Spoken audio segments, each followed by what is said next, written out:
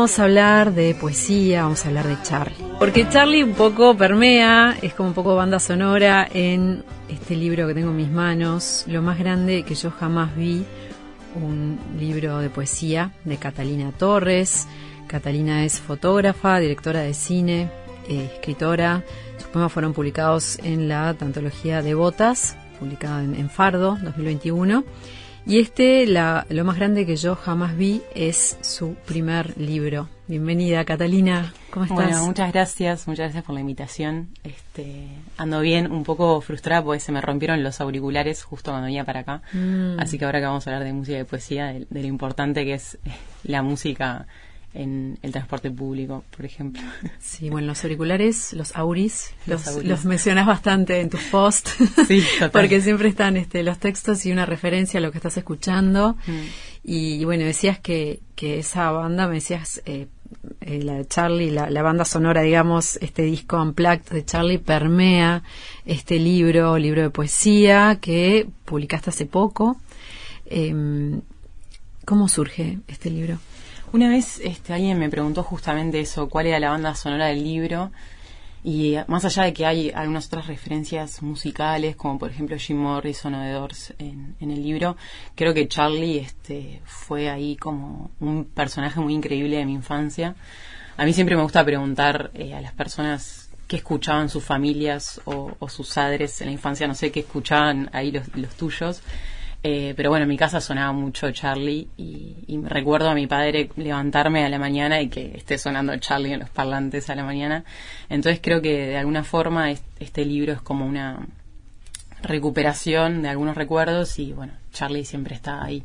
Creo que el disco de MTV Unplugged, no sé si es del 94 o del 97, y bueno, yo nací en el 93, entonces es como, no sé, era una gran figura. Y después también visualmente, ¿no? No sé, en los 2000 cuando Charlie se tira a la piscina, o sea, como todo eso fue parte como estos acontecimientos de un poco de mi infancia y de mi construcción de la niñez, ¿no? El libro empieza con un desarraigo, con una mudanza, ¿no? A un nuevo lugar que está como un poco austero en su apariencia, que a medida que iba leyendo, que vas ahí como contando esos flashes, bueno, este personaje que recuerda, vos sabés que me llevó a Paso Carrasco, es increíble, dije, ¿será ahí? Sí. Porque bueno, empieza a hablar, bueno, de este descampado, después del arroyo, después del frigorífico, dije, tiene que ser, o sea, se me representó muy, muy potente. Sí, yo creo que, digo, por quizás saber, yo estudié fotografía y estudié cine, entonces creo que inevitablemente por tener ese lenguaje muy incorporado, creo que escribo de una forma como muy muy visual. Entonces había muchos signos visuales en ese entonces, ahí en los 90. Era Frimacar, me acuerdo, ¿no? Las hamburguesas Frimacar. Sí, o sea, era el olor del frigorífico, llegaba como de repente en algún momento del día, llegaba hasta mi casa, era muy muy loco. Y sí, son como esos primeros años, pero también en el libro se mezclan con algunos más de la juventud. Hay diferentes voces también en el libro, hasta hay un poema que yo como un poco reencarno la voz de mi abuela. Pero bueno, más allá de que es un libro muy personal, a mí siempre me gusta recalcar que como para mí la poesía es un ejercicio de recuperación, y como toda recuperación después es algo que es una ficción, y ahora el libro que tenés en las manos es como intento que se despegue un poco de mí, que quien pueda resonar con esa infancia pueda hacerlo, pero bueno, siempre a veces está esa cuestión de que bueno, es muy personal, pero a mí me gusta que igual pueda como tener otras posibilidades para otras personas, ¿no? Como que creo que eso es lo lindo, que pueda ser como más colectivo, que sí, sea algo más colectivo, ¿no? Cuando, bueno, vas armando no sé cómo es el armado en realidad, si es algo que te fue llevando mucho tiempo y después hubo un trabajo como más fuerte de pulido o de composición, de cómo ordenarlo, o si surgió así como de una, digamos, en un cierto tiempo. Bueno, fue algo que fue yendo y viniendo. Yo vivía en Buenos Aires y por la pandemia me vine a vivir a Uruguay. Y en ese, no sé, en ese estado de pandemia en el que estábamos, Janet Sauskeliskis y Magela Ferrero hacían este taller en su casa, que era un taller de escribir y escuchar básicamente, y ahí empezaron a surgir algunos poemas. Y después también hice un taller con Florencia Breyer en Barcelona, y como que creo que ellas tres fueron un poco las maestras, o que siguen siendo hoy mis guías en la literatura y en otras cosas también, en la vida ya en general. Y creo que a partir de estos encuentros y espacios que he tenido, se fue formando un poco este libro. Pero al principio no estaba la idea del poemario, fue algo que fue apareciendo después, y con Gonza y Dani, de Pez en el Hielo, hicimos un trabajo de edición. Quizás no fue tan largo porque el poemario ya estaba como bastante trabajado, pero sí como fue un proceso muy muy cuidado y sensible y acompañado, que estuvo bueno, sí. ¿Capaz podés ir leyendo algún texto? Sí, obvio. Puedo leer uno de esos.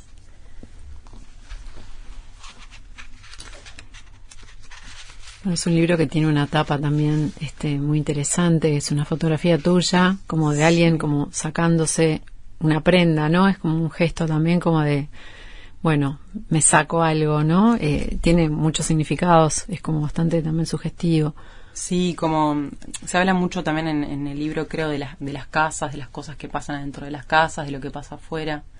Hay mucha cosa como el vínculo intrafamiliar, así que sí, creo que resuena bastante la imagen. Voy a leer uno que se llama Equipo de Fútbol. Y dice: la otra noche no me acuerdo. Fue como bailar dormida, entre estatuas o muertos o muñecos. Cuando llegué al baño estaba la abuela, desplomada. Nadie me avisó que éramos un equipo de fútbol de depresivos. Podría haber cruzado a la casa enfrente, que todavía está en alquiler, y festejar mi cumpleaños como se debe, con esos gorritos en cono que te aprietan la pera y te chicotean la piel. Pero no. Ese es uno ahí también de las infancias y cómo se ven, ¿no? Hay una cosa como de cuando yo estaba escribiendo el libro que me gustaba, que era como empezar a pensar cómo yo veía de niña algunas cosas, ¿no? O cómo ven las niñas las cosas, que después va cambiando, ¿no? Como la visión de... Pero hay como disparadores fuertes, ¿no? Personas de la familia que te llevan a emociones, a momentos. Y que después seguramente descubrís otras cosas, ¿no? En ese viaje donde lo primero es como un impulso muy emotivo, pero después, ¿con qué te vas encontrando? Creo que en realidad lo primero siempre es como una imagen, como yo siempre me acuerdo como de algo, y obviamente eso lo hago ficción en mi cabeza y en la escritura, ¿no? Como que te encontrás, por ejemplo, en un lugar, eso de encontrarte en un lugar, que te recurre esa imagen de estar en tal lugar. Sí, quizás no es un lugar específico, pero bueno, es un espacio, un cuarto, ¿no? Una ventana o un descampado, por ejemplo. Y a partir de ahí, bueno, voy pensando en qué siente esta persona que escribe, que en este caso soy yo, ¿no? Pero digo, para despegarme un poco de Catalina Torres y mi infancia en particular, cómo esa imagen o esos sonidos, también hay sonidos, se pueden como vincular con algunos sentimientos o cosas que se quieren decir. Sí, creo que va medio por ahí. Bueno, Charly es una referencia que te acompaña ahí musicalmente, poéticamente, y la poesía en sí, el acto de escribir, ¿de dónde te viene? ¿Había también una influencia familiar? Yo creo que mi madre y mi padre, más allá de que sé que escriben un poco, siempre creo que escribieron un poco en silencio. Alguna vez he encontrado alguna cosa que ha escrito mi padre o algo así, pero bueno, siempre fueron personas como muy artísticas en su vida, más allá de que hoy no practican ninguna como disciplina artística. Yo creo que son como grandes artistas de su vida. Mi hermana también escuchaba como música todo el tiempo, entonces creo que hay como una reconexión entre la música y la escritura para mí, sobre todo cómo se fue desarrollando a lo largo de mi vida. Y después, yo creo que empecé a escribir desde muy chica. Hace poco encontré como una novela que escribí tipo cuando tenía 12 años, que tiene como 80 páginas. Nunca escribí algo tan largo, ni sé si voy a poder escribir algo tan largo. Pero era como cosas que yo escribía para mis amigues en ese momento, y como que les iba mandando capítulos y se recopaban. Entonces era como que eso siempre estuvo así como en mi adolescencia, infancia.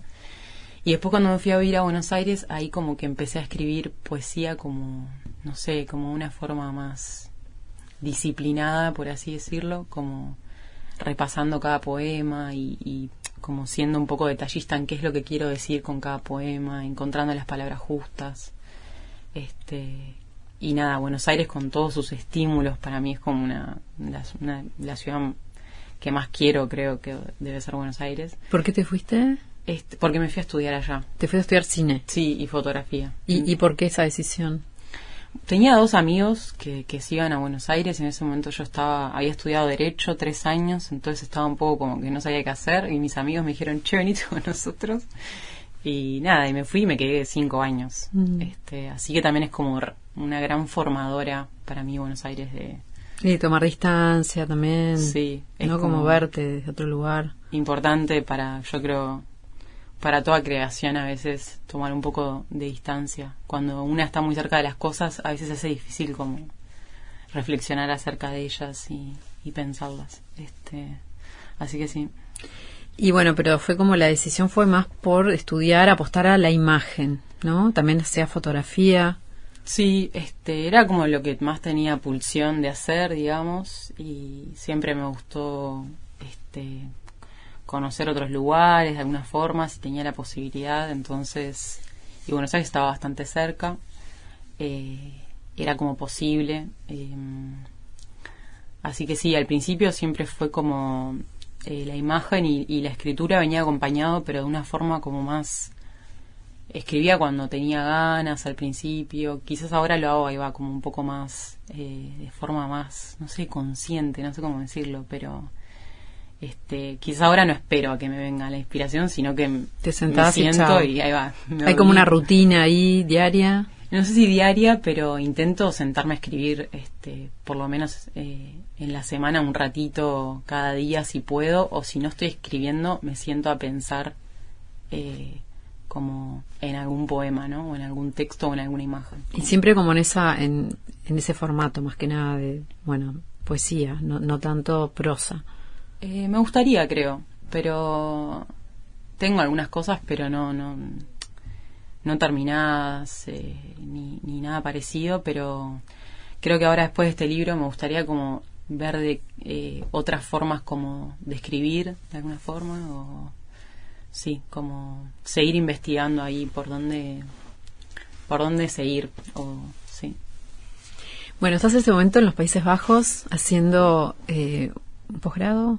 Sí, un máster. Máster en artes visuales. O sea que, bueno, ahondando como desde otro ángulo, la imagen, ¿cómo está haciendo esa experiencia? Tengo ganas de volverme a Uruguay. O sea, creo que estoy extrañando un poco Uruguay en general, porque obviamente Países Bajos tiene sus características, estás ahí un poco al norte. Pero está bueno, es un programa que tiene una pata social y política bastante importante. Entonces es como la imagen, pero también se reflexiona mucho en torno a qué consecuencias tiene la imagen y qué sentido tiene que dar ciertas imágenes, cuáles no. Se habla mucho entre la ficción y la realidad, ¿no? En esta como gran división que a veces se entremezcla. Entonces creo que está bueno. Pero bueno, tengo ganas de venir a Uruguay y hacer como cosas acá. Bueno, vamos a escuchar a Catalina Torres con su libro. Voy a leer uno que se llama Parlantes Panasonic. Ustedes que viven más allá del puente, decían algunos de mis compañeros de clase, mientras señalaban con el dedo el horizonte y las grúas de los edificios a medio construir, y los camiones que cargaban animales asustados, sus cuerpos hacinados y nerviosos, a punto de morir. Más allá del puente era vivir al lado del frigorífico, chimeneas que lanzaban humo putrefacto, humo que se nos pegaba en las manos y en los ojos, hasta en la boca, brisa de muerto. Mis padres mentían en esa época, mentían como la mayoría de los padres mienten cuando tienen miedo. A veces se encerraban en el baño por horas, mientras yo me miraba al espejo. La mentira era como el murmullo de la ropa rozando la piel cuando se gesticula, algo suave pero que calaba hondo, mentira que se instaura y permanece. Después padre salía, yo dormía en un colchón en el piso, pero igual teníamos unos parlantes Panasonic que me doblaban en altura.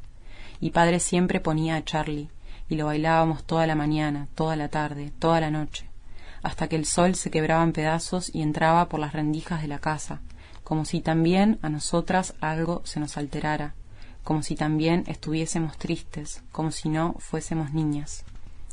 Por la noche me sobresaltaban dos cosas: el ruido de los autos chocándose en la autopista, la posibilidad de la muerte tan cerca, metales y vidrios quebrados, zumbando y aleteando, intentando encontrar algo de piel donde anidarse. También me despertaba el ruido de mi propia caja torácica cuando me faltaba el aire, ese ronquido roto, como de trueno augurando tormenta.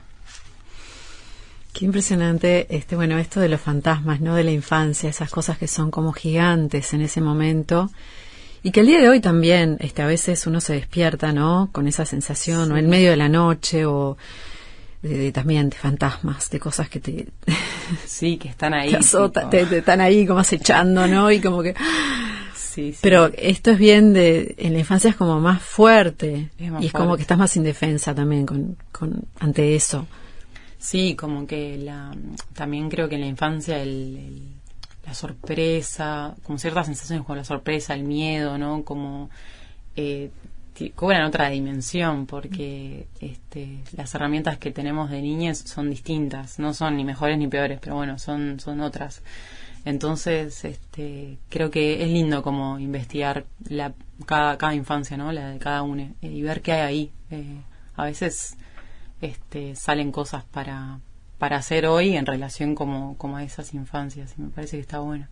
¿Qué referentes tenés de escritura así que sean como, bueno, estos libritos los tengo ahí cerquita porque me acompañan y me alientan? Bueno, con Flor, me acuerdo, Breyer, descubrí a Irene Gruz, que es una poeta argentina, Diana Velesi, que bueno, por ejemplo, Diana Velesi tenía una forma de escribir que hay un documental muy lindo también de ella, de su obra, que es precioso. Pero bueno, como que es bastante distinto en algún punto a mi escritura porque es muy concentrado en la naturaleza y en la observación de las pequeñas cosas de la naturaleza. Pero sí como que aprendí mucho en relación como a prestar atención a los sonidos, a los colores de las cosas, como a un nivel como muy así detallista, como así que fue muy lindo descubrirlas a ellas.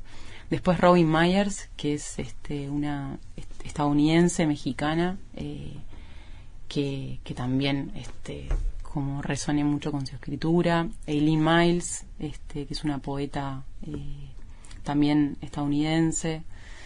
Yo quiero ser tu presidenta es un libro que me gusta mucho y supo estar ahí en mi cabecera. Van como rotando, ¿no?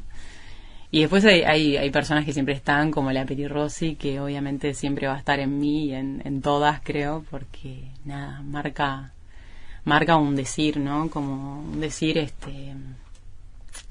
desde todo punto de vista, desde el exilio, desde la voz lésbica, digamos, ¿no? De la poesía, que para ese momento como que creo que fue bastante importante y lo sigue siendo hasta el día de hoy.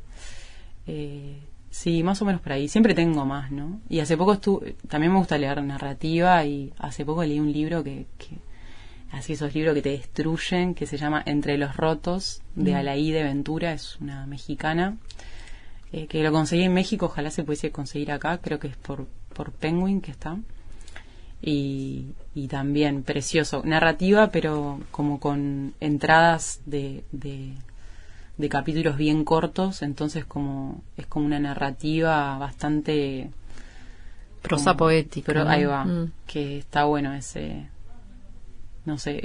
formato. ¿Las referencias de cine también te permean mucho a la hora de escribir?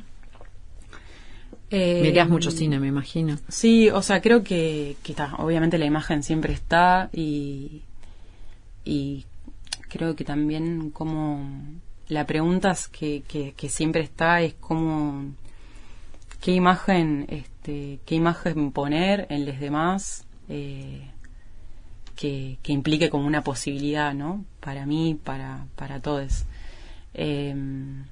No sé, Bárbara Hammer, ponele, es una cineasta que hace varios años que también vengo como estudiando, investigando su obra, que fue una de las pioneras del cine experimental en Estados Unidos, lesbiana también, y como que supo poner en pantalla a cuerpos, a distintos cuerpos, ¿no? Que en ese momento quizás estaban como invisibilizados. Entonces ha filmado como una Diana Arbus, una cosa así. Claro, sí, y también filmando y trabajando con personas, por ejemplo, de 80, 90 años, y poniendo esas voces en pantalla, entonces como, sí, súper interesante. Y después, obviamente, bueno, directoras que también siempre están, como Celine Sciamma, Lucrecia, creo que sus obras, obviamente me resuenan bastante, sí, sí. Creo que todas esas referencias se van mezclando y van generando un mapa ahí. Sí. Antes de irnos al audiovisual, a lo que estás haciendo eso, me gustaría preguntarte un poco por Jan y Majela, que bueno, han sido importantes también. ¿Qué sentís que te aportaron? Jan Janet Sauskeliskis y Majela Ferrero, que bueno, que tienen un taller, no sé si sigue, es como que es medio que... no es todo el tiempo, ¿no? No es todo el tiempo, pero es un taller que recomiendo así extremadamente. Primero porque ellas dos son como muy muy amables y muy generosas en lo que saben. Son dos personas que saben mucho y que acompañan desde un lugar como de mucho cuidado y mucho amor. Y eso, era como un espacio sobre todo muy cuidado, era en la casa de Maje, entonces íbamos ahí a eso de las 7 de la tarde, pleno invierno, nos esperaban con un pinito, con un pan casero, y ahí escribías en un entorno como muy muy cálido, ¿no? Y lo que estaba bueno era que hay distintos formatos de talleres, pero que en ese taller se leían a otros, se escribía y se escuchaba, pero no nos deteníamos mucho en cómo devolver, y que a veces está bueno, pero a veces está bueno también solo escribir y leer y ver qué pasa, ¿no? Y eso es todo un gesto, ¿no?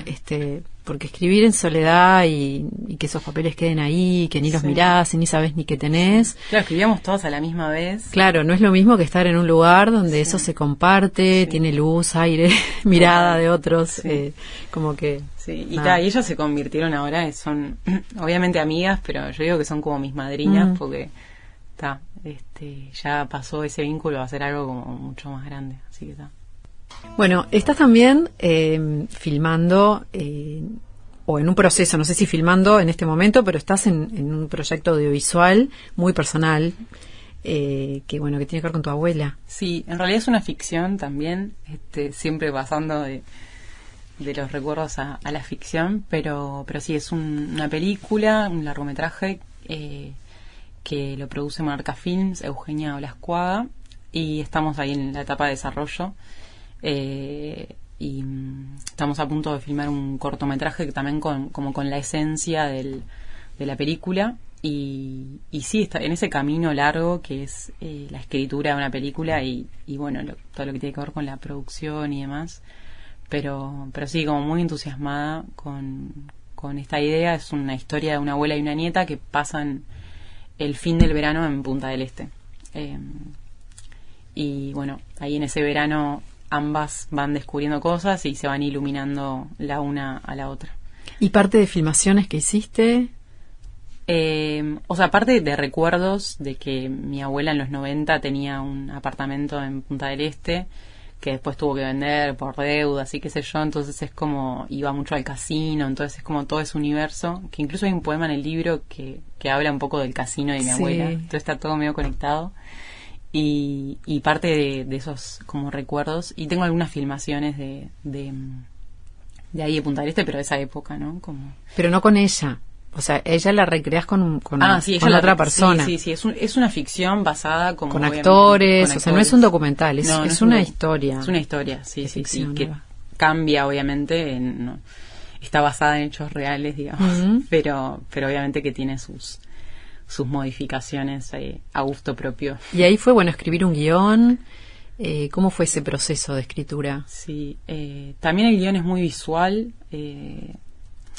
Yo, estoy acostumbrada a leer guiones y hay algunos como más, quizás que tienen como más imágenes o más gestos que otros, y yo quise como que este guión sea algo que sea lindo de leer también. A veces los guiones son un poco pesados de leer por la estructura misma del guión. Mucho detalle, de acotaciones. Sí, y las cosas que tienen que hacer y todo en presente. Entonces, yo quería como que sea un guión con bastante gestos, bastante cosa visual, para que sea amable de leer, ¿no? Como que tenía ganas de eso, porque dije, bueno, si voy a escribir un guión, por lo menos que a mí me guste leerlo, ¿no? Como...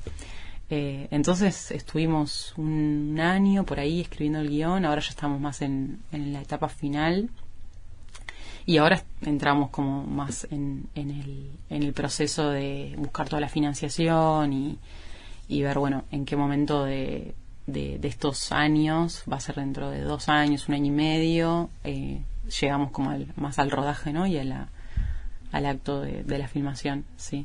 ¿Cómo vas manejando tu vida diaria con los distintos proyectos, con el estudio? ¿Cómo es así la rutina?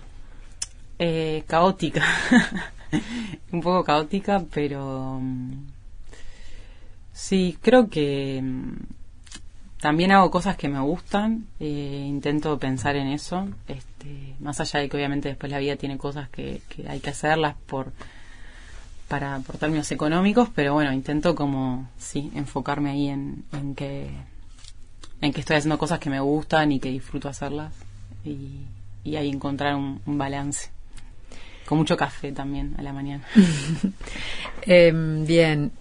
Algo así que quieras comentar de lo que estás haciendo ahora en Países Bajos, que te esté como, bueno, sintiendo que, bueno, eso es para vos. Realmente encontré en este estudio, en este ambiente, en esto, algo que, bueno, de lo que te puedes nutrir como muy directamente. Creo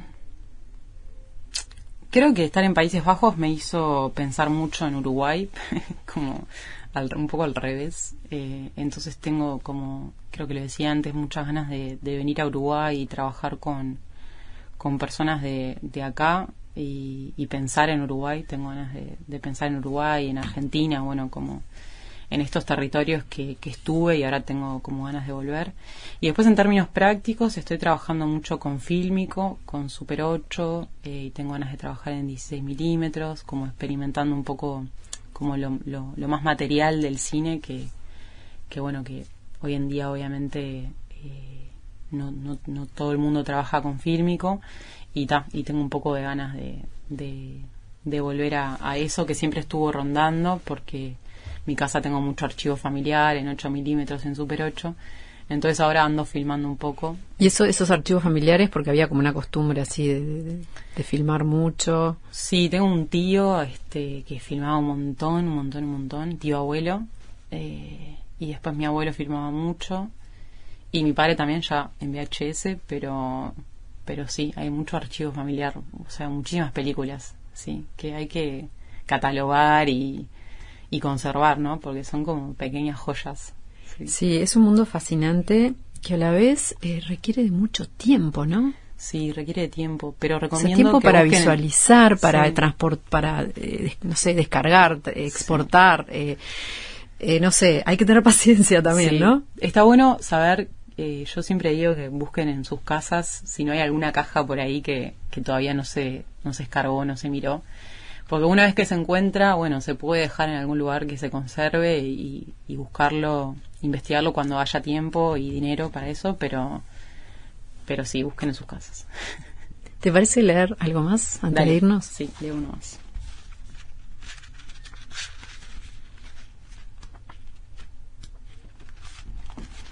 Voy a leer uno que se llama Popper.